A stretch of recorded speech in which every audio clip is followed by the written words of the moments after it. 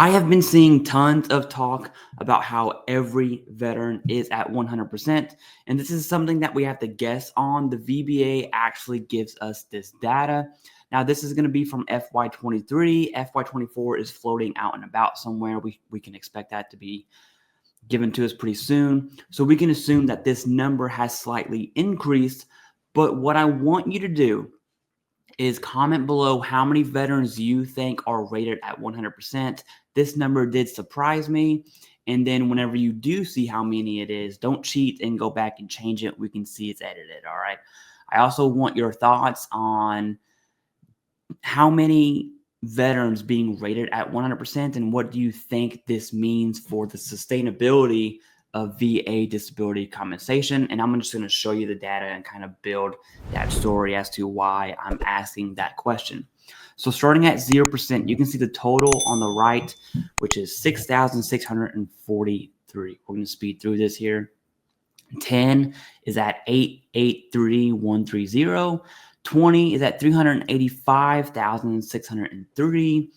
30% is 347,120.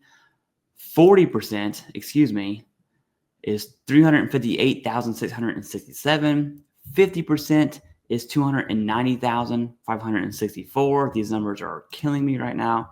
60% is 443,705. 70 is 529,000. 80 is 562,000. 90 is 560,000. There's more veterans rated at 80 than there are 90.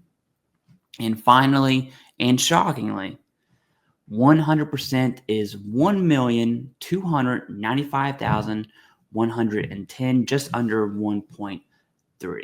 Now, of note, I'm going to show you the entire chart here. And now let's look at the percentages of each. And what you will see is there are major percentages here. There's two of them.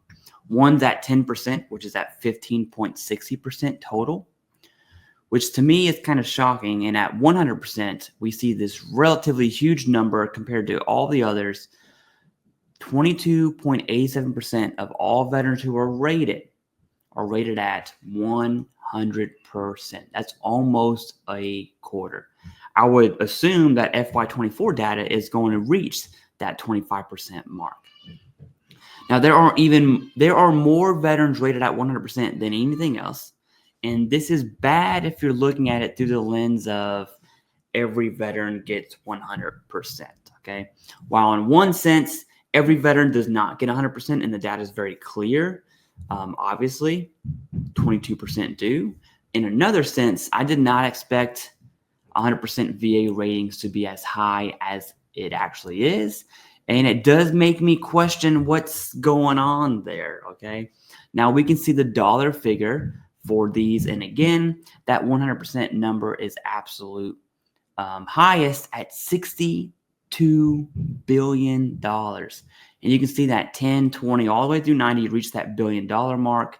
My point is, this is a ton of money that's forked out every single year. Now, it's not all doom and gloom, okay?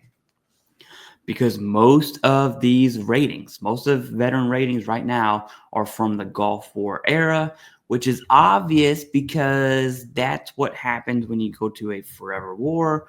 And the second largest generation is Vietnam era at almost 25%. So by no means is the idea of everyone getting 100% is indicative of what's really going on. And from what I see, just looking at this data, it turns out that when you have these wars that are completely fruitless, I would argue unwinnable, and that's debatable, service members will come home with severe disabilities as defined in 38 CFR. Now, going down this conspiracy rabbit hole a little bit, I do think that this many veterans rated at 100%, that is why we're seeing these VA schedule rating changes, or VA SRD, for mental health, neurological, tinnitus, and sleep apnea. Those are in the top 10. All of those are in the top 10 of GWAT era. And so we're going to see, in my opinion, we're going to see lower ratings for the same disability, still service connection, however, lower ratings to get that 100% number a little bit lower to 50, 60, 70, 80% ratings versus 100% VA disability ratings. That's my 2 cents on this. I want to know your 2 cents on this as well.